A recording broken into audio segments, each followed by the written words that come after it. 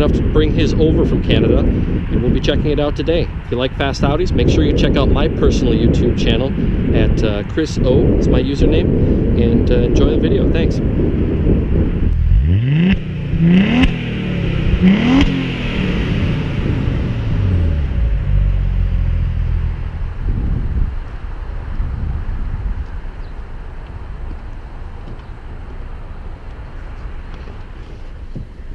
How you doing, Sergio? Good. How's it going, Chris? Good, man. Thanks for bringing the car down. This thing is absolutely stunning. My pleasure. Awesome car. Let me see if I can find the keys now. Do you have the keys? No, keys are in it. Yeah. Perfect. Thank you.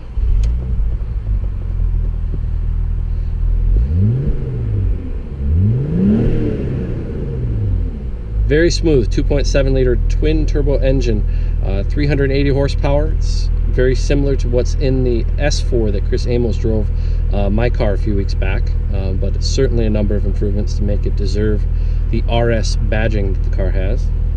Yeah, definitely not a stock S4 with a chip in it. No, it's a special car indeed.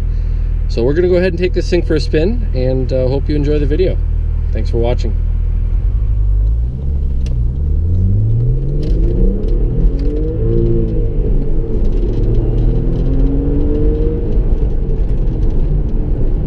From the factory, these came with 380 horsepower, which was pretty astounding for back in the early 2000s. Yeah. The S4 was only at 250 horsepower, and everything from BMW and Mercedes was barely above 300 horsepower. But you've had a number of S4s over the years too, right, Sergio? Oh yeah, I think I'm going on 5 B5s. S4s, yeah, at least 5. Bit of a sickness, really. I think you can relate to that. I can absolutely relate to that. So it also has a 2.7 liter V6 biturbo engine similar to the S4, but as you know, it's a number of modifications to support the 380 horsepower. It's got the block and the heads engineered from Cosworth, which Audi owned at the time. The internals have been changed. Runs more boost pressure, larger turbochargers, larger intercoolers, larger injectors. Almost everything on the engine has been improved in some way or another.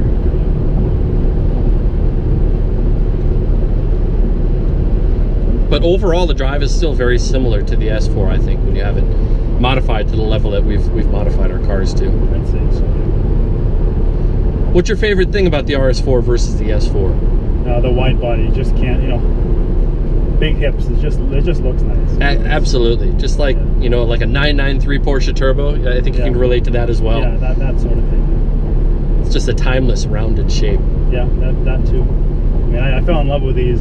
Gosh, it would have been 15 years ago, basically, when they came out. So they're just kind of like been a waiting game, and I wasn't always thinking about getting one, but it was kind of always in the back of my mind. It would be really nice to get one of those over here, especially because they're so unobtainable here in North America. How often do you run into somebody that recognizes it for what it is? Because as we saw in the beginning, you've debadged it, so it really is to normal people. It's just a station wagon. Yeah, I'd say rarely or ever, but I mean, the car has been driven so little, since I've had it. I kind of, put it up on a pedestal, which you really shouldn't do, but other projects and whatnot kind of get in the way, and I just kind of stow it away.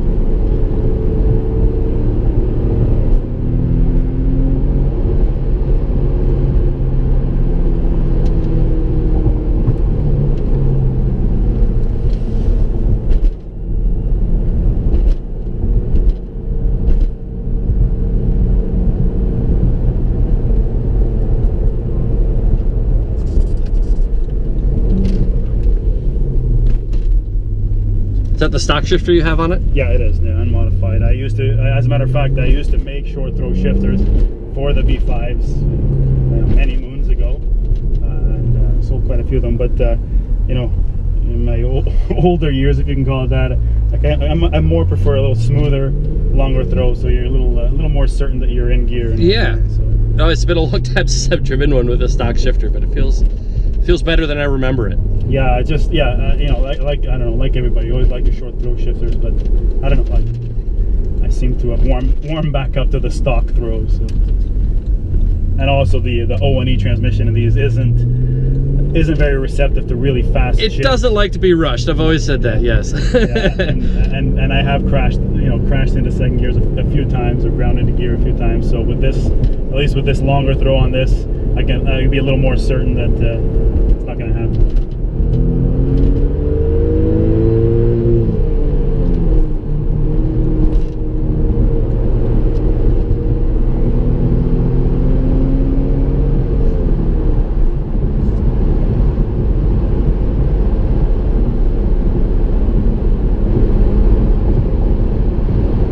Now it has a different third and fourth gear ratio than the S4. I can't even notice it though while driving. I think it's a... Yeah, third is a little shorter, as is fourth, I believe. But definitely third is a little shorter. But yeah. It's not a huge difference.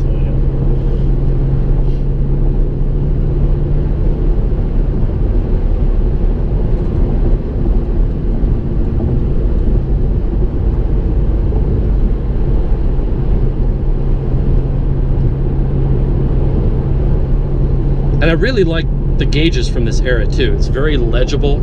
Yeah.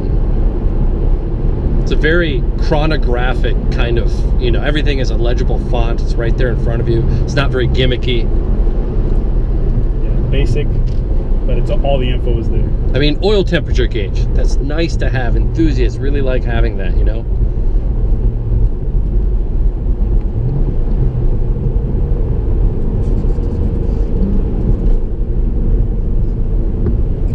As I said before, I've never driven one of these in a close to stock configuration before, so I was really excited to drive this car.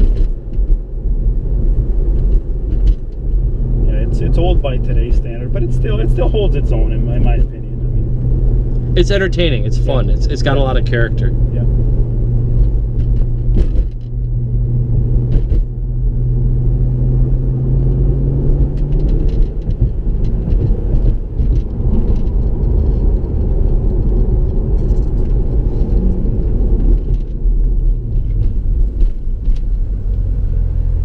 Do you have any plans for this car other than keeping it and enjoying it? Not really, no. I've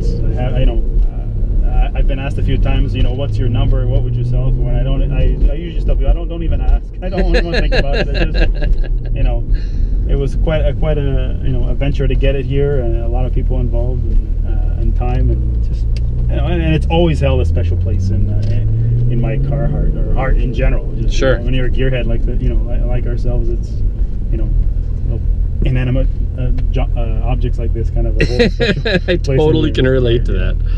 So. I like the addition of the RNSE like I did in my car as well.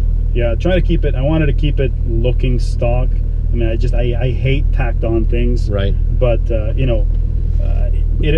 is the system was dated. What was in here, and it's kind of nice to have navigation and Bluetooth in here. We can't get in trouble now for being on your phone, which is it shouldn't be anyway. So exactly. Bluetooth kind of helps to keep your hands on the wheel.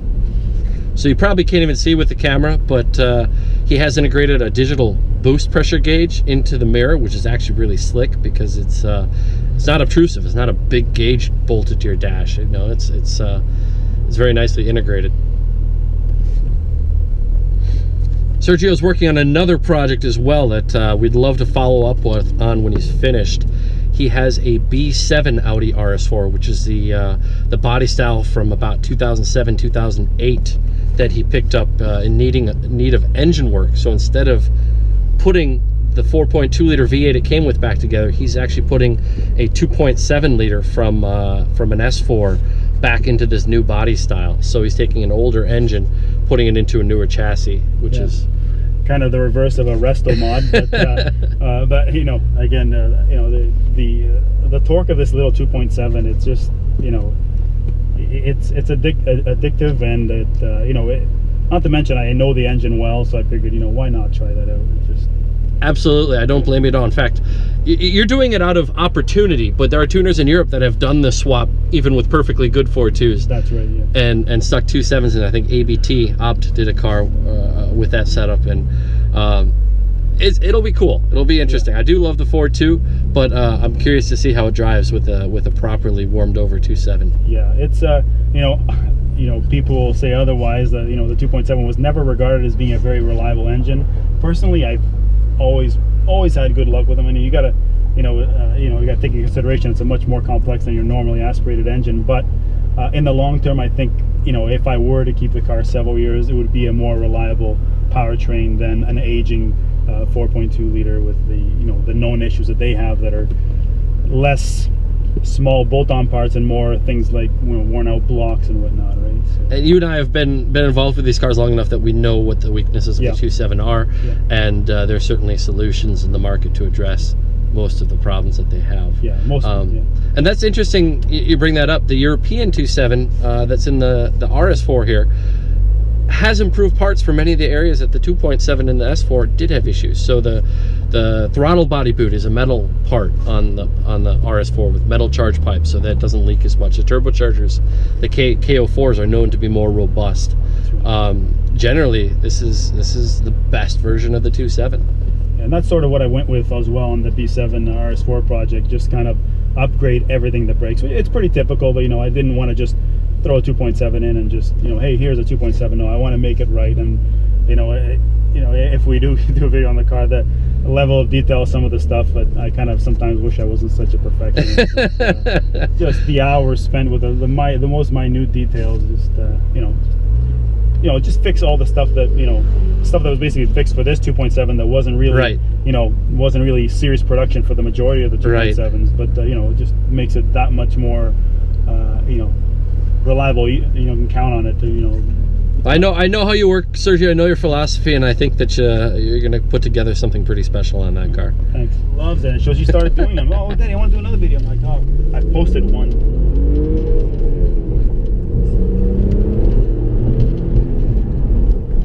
So the power band is shifted a little bit higher compared to the S4, I think, and that might be the heads and the cams. The S4, it seems, when you have it tuned to this level, a little bit more mid-range punch. Do you agree?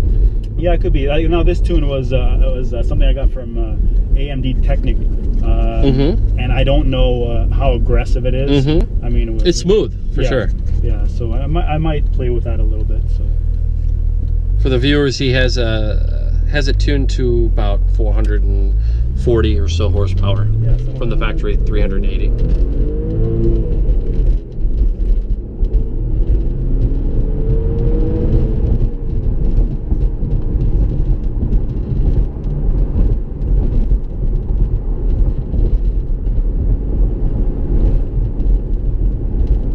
The tuning potential with this platform is nearly endless. There's guys taking these anywhere from mild bolt-ons to the mid 400s all the way up to 1,000 plus horsepower. And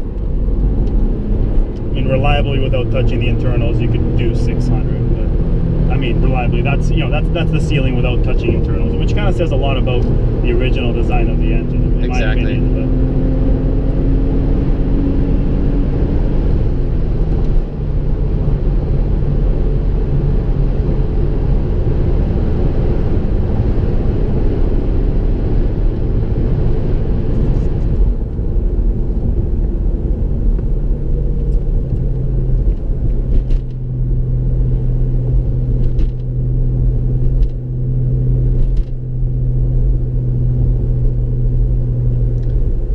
Sergio, tell me about the experience when you first saw the car when you got to Italy. Oh, actually, I had my sister actually pick up the car in Italy. Oh, so you didn't go to actually pick it up? No, I never saw the car until I unloaded it off the container. Wow, yeah. That takes some dedication, my friend. Yeah, no, I did want to get somebody that I knew personally to view the car. I mean, I couldn't have picked a better seller through all the trouble, another trouble, but all the documentation that was required. Several months after buying a car, I'm talking 6 months later, he was nothing but helpful, which I really, I didn't thank him enough for that. But it was, I see, opening the container doors, it was just like, finally. There it is. I tell you, I'll never forget when I bought my B5 back in 2002. I also bought it, let's say, sight unseen. I had to fly to Washington, D.C. to pick it up, and I'll never forget standing at the pickup area at the airport and watching the Nogaro blue car in the distance pull up, and this is it. It's finally here. Yeah, pretty exciting.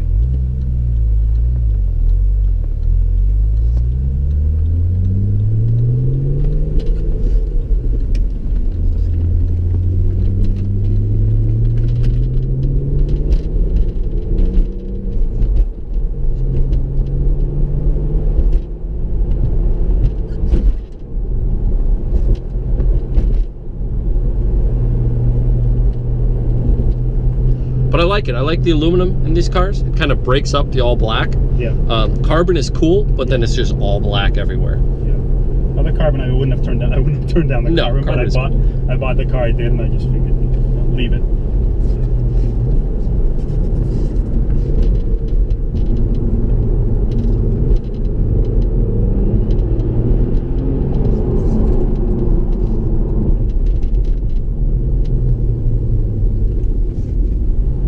As I said, most of the touch points are very familiar. The steering feels similar.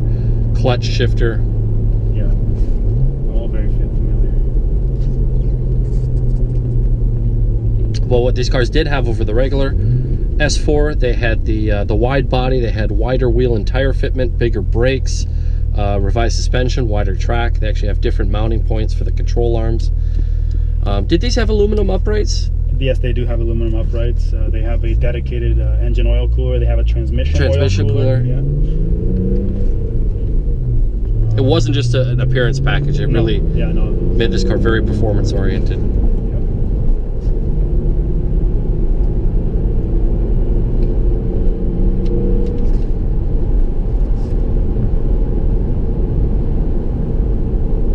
It still rides pretty nice for Yeah. Considering the mileage and age.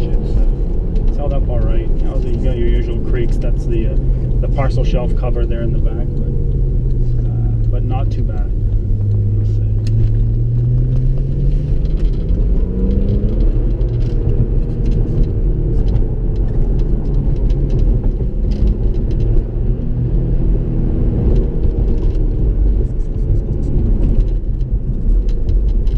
Unfortunately, it's not the best time to be doing evaluation driving, but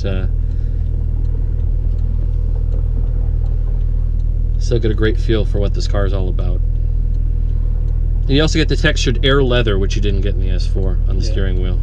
And I believe the RS4s also had the optional Alcantara on the steering wheel, did they not? Or was that another option? I've seen it before, so, yeah. I think the Alcantara on the steering wheel was the option with the Recaro fixed back, like the race sort of seats. Like a pole position style Recaro seats, which is I think it was an exclusive option on these. But you get the shift knob as well, I think. Yes, right, that's correct. Yeah.